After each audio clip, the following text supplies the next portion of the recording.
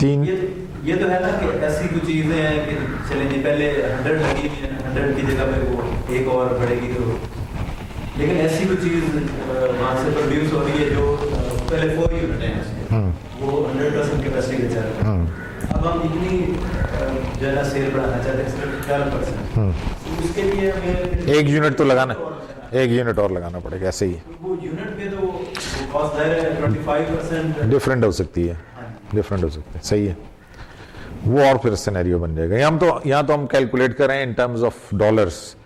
वो आप जो कह रहे हैं वो ऑब्वियसली अगर आपको वो कॉस्ट कैलकुलेट करनी पड़ेगी इन टर्म्स ऑफ प्लांट या मशीन, कि आपको एक एडिशनल मशीन चाहिए या एडिशनल प्लांट चाहिए, तो वो, लेकिन आइडिया तो मिल जाएगा ना। यानी ये हमें ये आइडिया दे देता है कि यार इतनी सेल्स तो आप, यानी अगर आप जो है वो 1.7 बिलियन सेल्स पे जाना चाहते हैं तो वो हमारी करंट कैपेसिटी में नहीं है। हमारी करंट कैपेसिटी में सिर्फ 5.5 बिलियन तक लेके जाएगी। अगर 1.7 बिलियन पे जाएंगे तो फिर हमें मजीद इन्वेस्टमेंट चाहिए आगे फर्दर उसमें।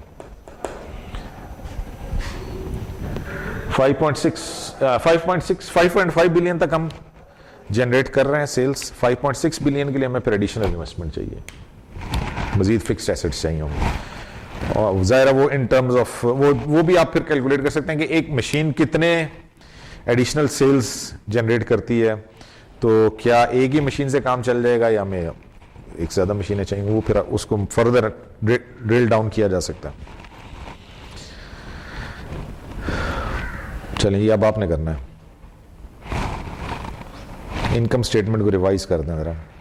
इनकम स्टेटमेंट बनी हुई है, इसमें नीचे वाली एजम्पशंस को आपने एड्रेस करना है, ठीक है। Income statement is given looking ahead to the following year the CFO has assembled the following information. Year end sales are expected to be 10% higher than the current 3 billion sales. Year end operating cost excluding depreciation are expected to equal 80% of year end. अच्छा, इसमें depreciation अलग दी भी है ना, पिछले वाले में including depreciation थी ना, इसमें ऑपरेटिंग कॉस्ट एक्सक्लूडिंग डेप्रिसिएशन है, तो फिर डेप्रिसिएशन उसने अलग से दी हुई है, ठीक है। ये दोनों केसेस आ गए। अगर आपको क्वेश्चन में ऑपरेटिंग कॉस्ट इंक्लूडिंग डेप्रिसिएशन है वो हमने कर लिया, अगर आप क्वेश्चन में दिया हुआ है कि एक्सक्लूडिंग, तो वो फिर इस तरह होगा। एक्सक्लूडिंग डेप्रिसिएशन से जो हम माइनस करेंगे फिर वो EBITDA होगा ना, EBIT नहीं होगा। EBITDA में से डेप्रिसिएशन को माइनस करेंगे तो EBIT आ जाएगा। Okay, depreciation is expected to increase at the same rate as sales, यानी सेल्स अगर आपकी 10% बढ़ रही है तो डेप्रिसिएशन भी 10% बढ़ेगी। Interest cost are expected to remain unchanged, interest same रहेगा। Tax rate is expected to remain at 40%। On the basis of this information what will be the forecast for Roberts year end net income. चलो जी, बनाओ फिर net income revise कर दें इसकी।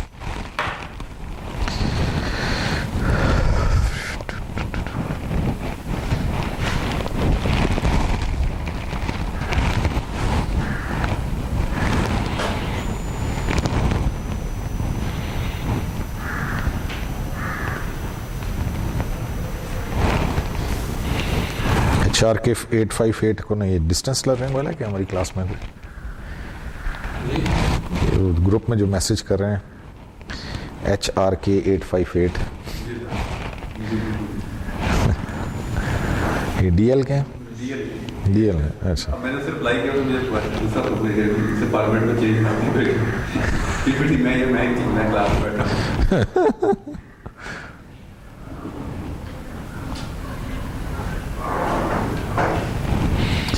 भाई का कोई फ़ोन भी बहुत ही पुराना है और लैपटॉप भी बहुत, कहता ना मेरा फ़ोन भी ओपन हो रहा है ना लैपटॉप भी ओपन हो रहा है। भाई क्या करें अब तुम्हारे साथ हम, हैं?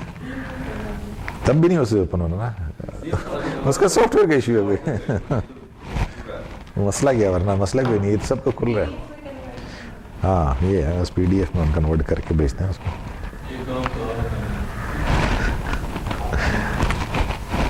जो बोले वही कुंडी खोले।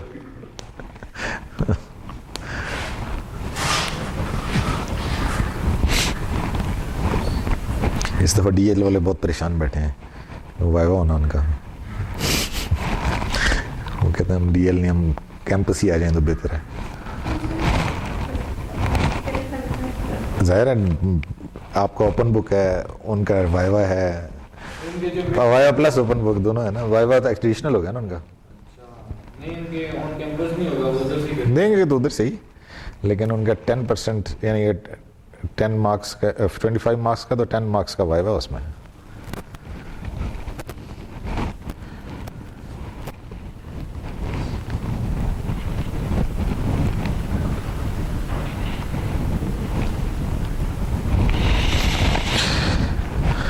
और कोई अगर ये वाला ऑन कैंपस आके देना चाहे तो उसके लिए भी वाइवा है। नहीं फिर वो चेंज करवाएगा ना स्टेटस अपना, अच्छा नहीं इसके लिए स्टेटस चेंज कराना। ज़ाहिर है।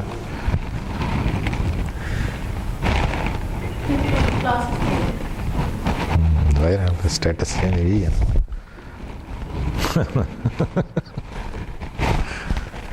वो कुछ तो फ़ायदा होना चाहिए ना जो आते हैं क्लासों में उनका, और जो नहीं आते हैं उनका। आते भी नहीं है और फिर ये फाइलें भी हमसे मांगते हैं कि डाउनलोड नहीं हो रही, ओपन नहीं हो रही। 2 दफ़ा 3 दफ़ा शेयर कर दिए फिर भी ओपन नहीं हो रही, तो क्या करें।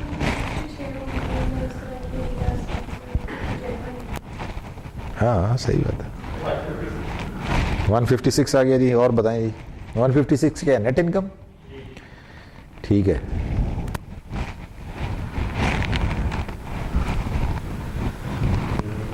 हाँ इसमें तो नेट इनकम ही निकालनी है, आगे डिविडेंड और वो तो है नहीं।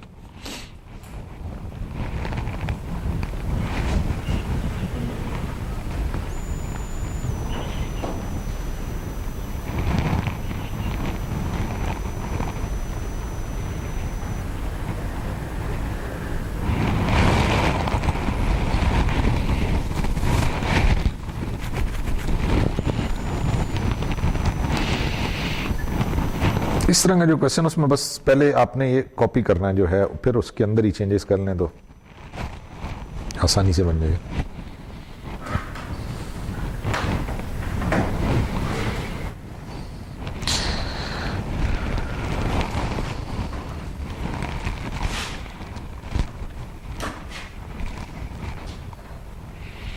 करंट सेल्स 3000 10% इंक्रीज के साथ 3300 हो जाएंगी। ऑपरेटिंग कॉस्ट एक्सक्लूडिंग डिप्रिसिएशन क्या दिया हुआ जी उसका? 80% है, तो यहाँ तो अमाउंट नहीं लिखी हुई। 80% कितनी आएंगी?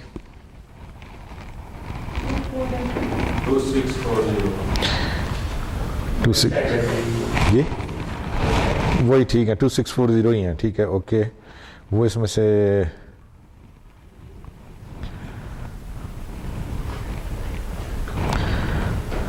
EBITDA कितना आ गया?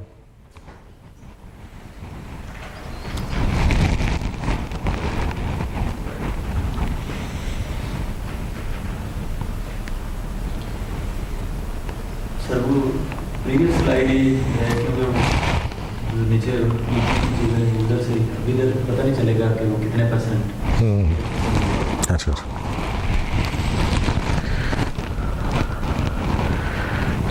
ठीक है, इसमें सेल्स चेंज हुई हैं।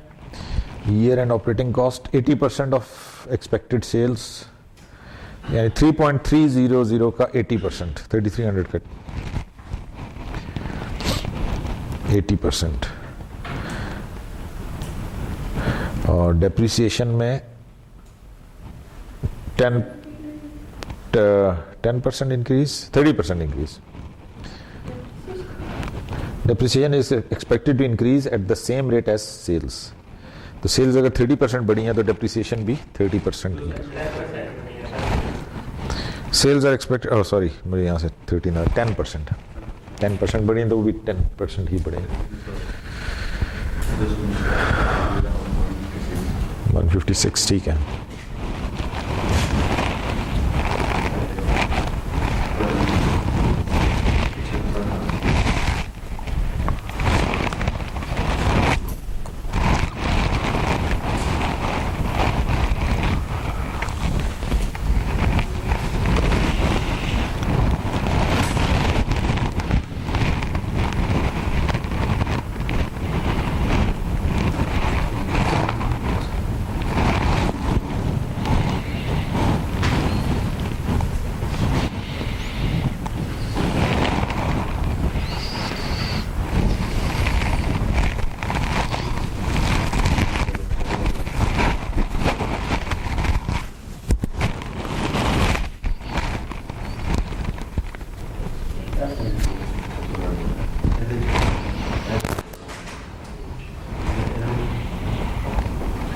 starting shows those with the mind flow.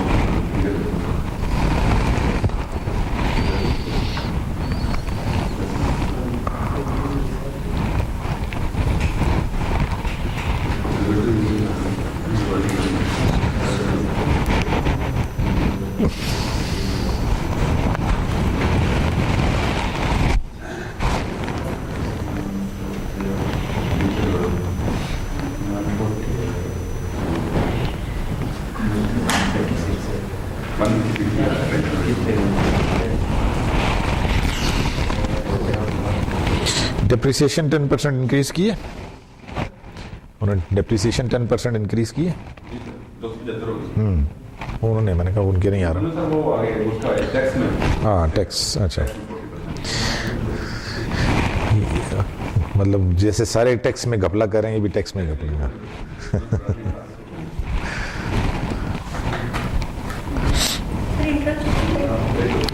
Interest वही रहेगा, इंटरेस्ट सेम है,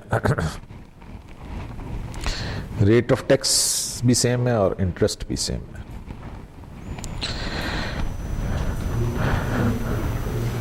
आज तो चीफ जस्टिस साहब ने एक्शन ले लिया ना कि जो टैक्सों में घपला है, कितने मिलियन के टैक्स जो हैं वो केसेस में फंसे हुए हैं पिछले साल के, उन्होंने कहा रिकवर करो भाई, इधर है।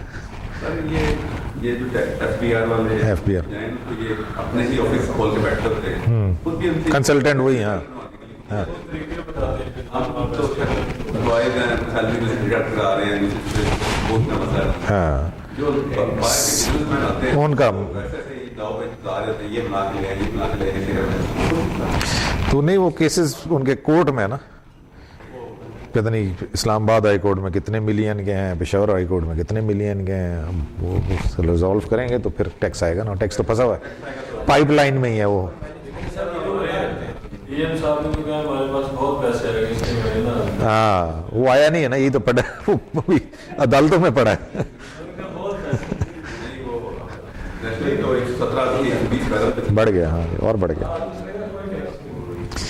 तो सर वो क्या करवाता है, मैंने इसकी तरह चोरी करके नहीं नहीं, वो कह रहे हैं इनको फैसले करें ना इनके, हाँ हाँ नहीं, वो हमारे इसमें लूप होल है ना हमारे सिस्टम के अंदर, जब उनको टैक्स चार्ज करते हैं ना, वो उसको चैलेंज करते हैं कोर्ट के अंदर कि जी हमारा तो टैक्स ही सही नहीं है। अब वो फैसला होगा तो पता चलेगा ना एक्चुअल कितना, तो ना उन्होंने एक्चुअल दिया है, जब तक वो फैसला नहीं होगा वर्षा। तो ये मसला ये है वो, हाँ वो कैसे ये देखेंगे कि ये टैक्स सही वो सिर्फ उसकी वो देखता ना कि लीगली वो डॉक्यूमेंट्स पूरे हैं कि नहीं है, लीगली डॉक्यूमेंट पूरे हैं तो बेशक टैक्स जीरो भी करवा लें हम, वो तो डॉक्यूमेंट अदालत तो डॉक्यूमेंट्स पे जाती है, वो तो डॉक्यूमेंट पूरे हैं तो बस। अब वो फड्डा उनका चल रहा है, लेकिन वो यही कह रहे हैं इसको जल्दी फाइल सॉल्व करो भाई, पैसा तो 50% भी आ जाए तो आप, वो तो बड़ी अचीवमेंट है, वो तो फंसा हुआ पैसा, ना इधर है ना उधर है। हाँ कुछ तो आए ना।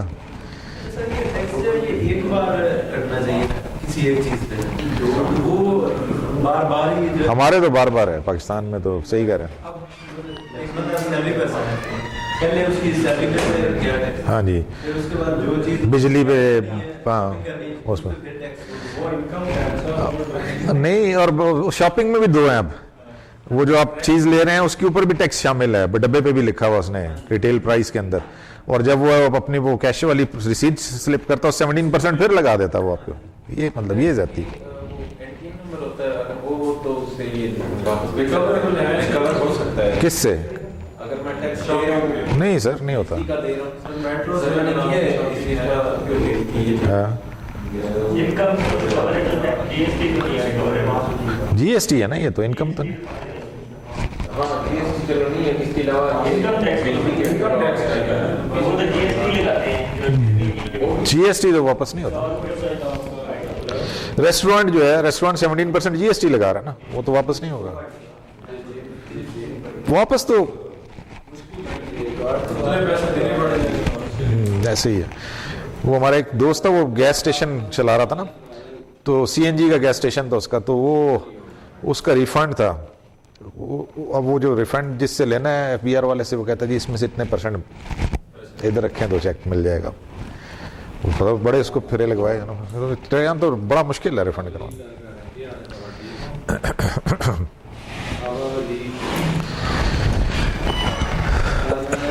चलें जी नेक्स्ट मुका दें बस इसको, क्या 4 स्लाइड रहेगी।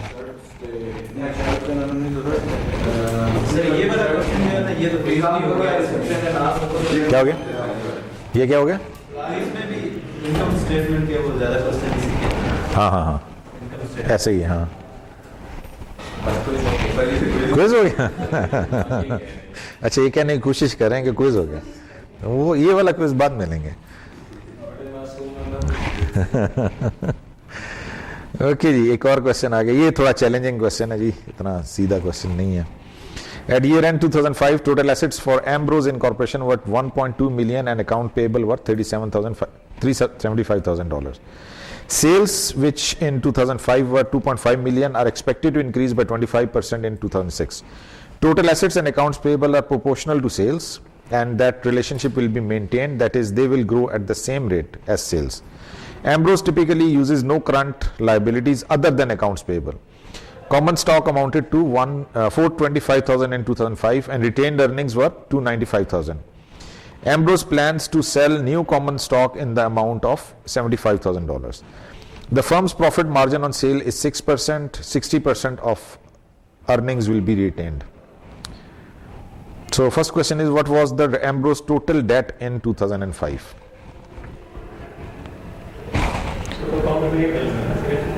नहीं, टोटल डेट में दोनों आएंगे ना, करंट और फिक्स्ड। अकाउंट पेबल तो करंट लाइबिलिटी हो गई, फिक्स्ड भी तो शामिल करनी है ना इसमें, लॉन्ग टर्म भी शामिल करनी है। तो उसका तरीकाकार ये होगा कि आप इसकी इनकम, इसकी बैलेंस शीट बना लें, वहां से ही पता चल सकता है ना, और कोई तरीका नहीं है। तो बैलेंस शीट बना लें, ये तो आज भी बनानी है ना। क्विज एक और ले लेते हैं। बैलेंस शीट, टोटल एसेट्स दिए हुए ना, उसमें से करंट माइनस कर देंगे तो नहीं, हाँ करंट माइनस कर देंगे। एक और भी चीज दी हुई है, इक्विटी भी दी हुई है, कॉमन स्टॉक, रिटेन अर्निंग्स भी दी हुई है। टोटल एसेट्स में से करंट लाइबिलिटी यानी अकाउंट पेबल माइनस कर दें, इक्विटी माइनस कर दें और रिटेन अर्निंग माइनस कर दें, तो फिर आ जाएगा। बाकी जो होगा वो बस ना बनाए, माइनस कर लें। बना के भी यही करना था ना, क्योंकि और चीज तो दी नहीं हुई उसने। टोटल एसेट्स, एसेट साइड पे टोटल एसेट्स दिए हुए हैं, राइट साइड पे ये चार चीजें हैं, 3 दी हुई हैं, एक फाइंड आउट करनी है। तो वो तीनों माइनस कर दें तो निकल आएगी, डायरेक्ट भी निकाल सकते हैं। टोटल एसेट्स हैं, हाँ टोटल डेट निकालने हैं। टोटल डेट निकालने हैं तो फिर अकाउंट पेबल भी माइनस ना करें। टोटल यानी टोटल एसेट्स में से कॉमन स्टॉक और रिटेन अर्निंग माइनस करना है, टोटल डेट आ जाएगा। दो ही चीजें माइनस करते हैं, इक्विटी माइनस कर देना। टोटल एसेट्स में से इक्विटी को माइनस करना है। इक्विटी की दो चीजें हैं, एक है कॉमन स्टॉक और एक है रिटेन अर्निंग, वो दोनों माइनस करना है तो आपके पास डेट निकल आएगा। अकाउंटिंग इक्वेशन क्या है, इतनी आप परेशान बैठे ये है ना accounting, asset is equal to liabilities plus equity. अब हमारे पास ये भी गिवन है, ये भी गिवन है, ये फाइंड आउट करना है। तो क्या करेंगे, liabilities is equal to assets minus equity, और इक्विटी की दो चीजें हैं, वो दोनों माइनस। इक्विटी में इसने हमें एसेट्स दिए हुए हैं कितने हैं जी, टोटल एसेट्स 1.2 मिलियन, और इसमें हमारे पास कॉमन स्टॉक 425,000 5,000 और 295।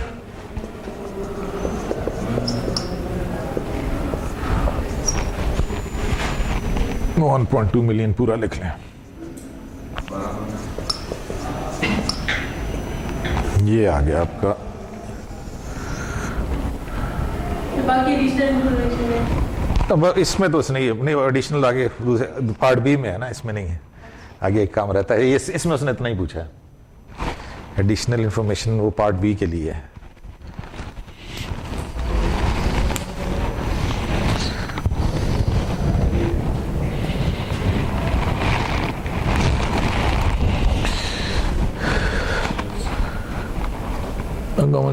यही है 1.2 मिलियन में से 425 माइनस 295 480,000 आपका आ जाता है लाइबिलिटीज टोटल लाइबिलिटीज 480,000 की। ये हो गया part A. Part B, how much new long term debt financing will be needed in 2006। Hint दिया हुआ उसने, क्या करना है, एएफएन निकाल लें, एएफएन में से न्यू स्टॉक माइनस कर दें, minus new long term debt, नहीं, how much long term debt fine, AFN में से न्यू स्टॉक माइनस कर दें तो आपके पास न्यू लॉन्ग टर्म डेट है। तो पहले एएफएन निकाले ना, पहली चीज तो हमें टोटल फंड्स कितने चाहिए वो हमने निकालने हैं। उसमें से कुछ जो है वो कह रहा हम शेयर्स इशू करेंगे, वो तो उसने बताया होना यहाँ पे। द फर्म्स क्या जी, typically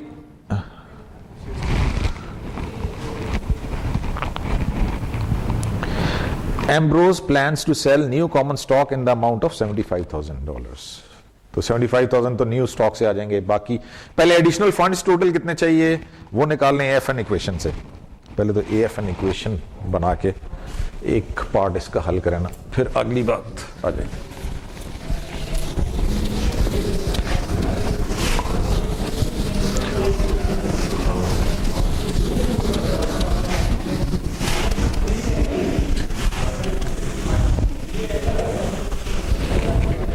seven,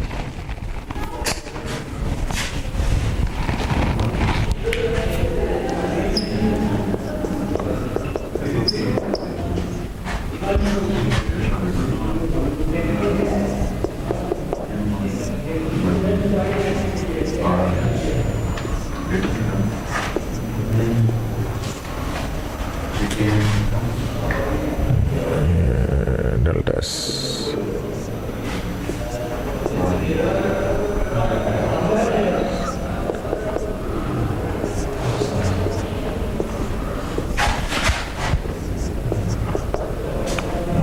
minus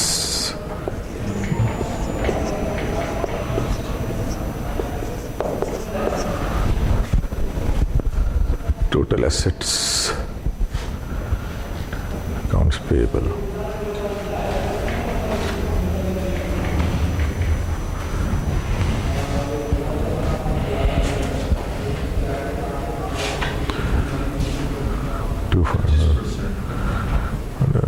five % increase होगा total assets and account payable question. ठीक है, 1.2 मिलियन,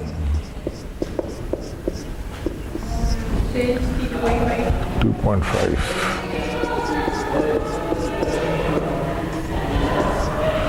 सेल्स 25%, S1 कितनी हो जाएंगी, 1.2 million multiply by 1.25, 3.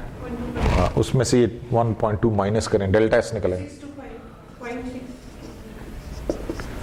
625,000।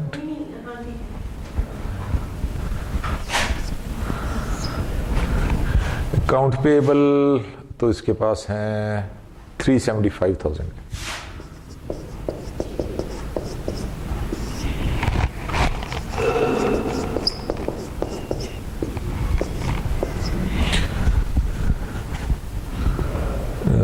Common stock का क्या, retain earnings, profit margin on sale is 6%, 60% retain earning, profit margin on sale is 6%, 0.6, S1 कितना था, 1 है, S1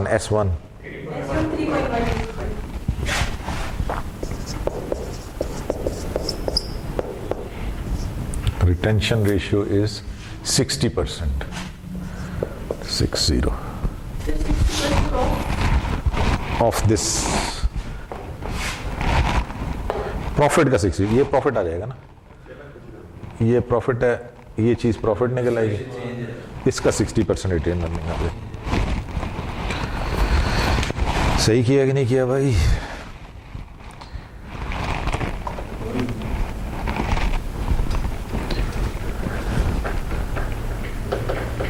डेल्टा एस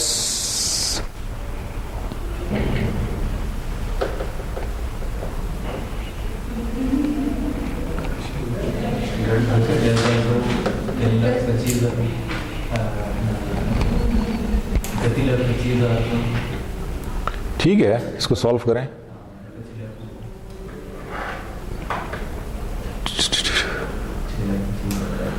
$3.125 ठीक है, और डेल्टा एस 625,000 ठीक है। इसको बस सॉल्व करें तो आपका AFN निकल आएगा। 3 लाख माइनस ये 3 लाख आ जाएगा, माइनस 93,750 माइनस 11250,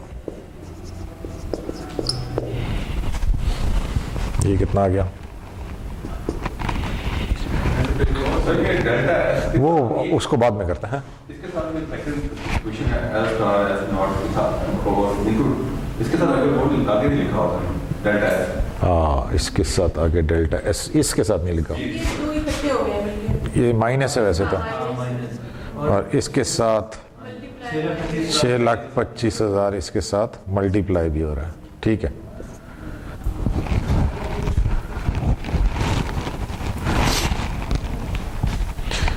सर माइनस वो कर रहे हैं वो जो 2006 में से प्लान किया था न्यू स्टॉक हाँ, वो उसके बाद कर लेते हैं, पहले AFN निकाल लें। AFN कितना आता है?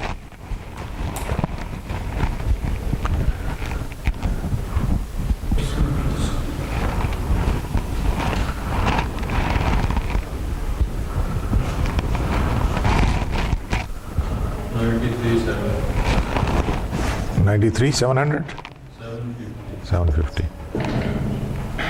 ये AFN है। इसमें से वो कह रहा है हमें एडिशनल शेयर्स भी मिल जाएंगे। फाइंड आउट, हमने एक्सटर्नल फाइनेंसिंग करनी है।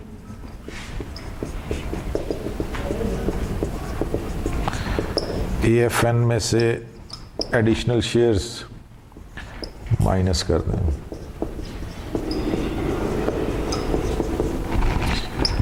$93,750 माइनस 75,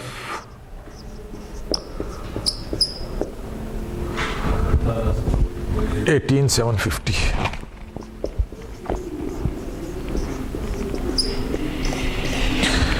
चलिए, मेरे ख्याल आज के लिए काफ़ी है, यहाँ ब्रेक करते हैं। एक क्वेश्चन रह गया, वो अगली क्लास में कर लेंगे। सर ये जिसका एडिशनल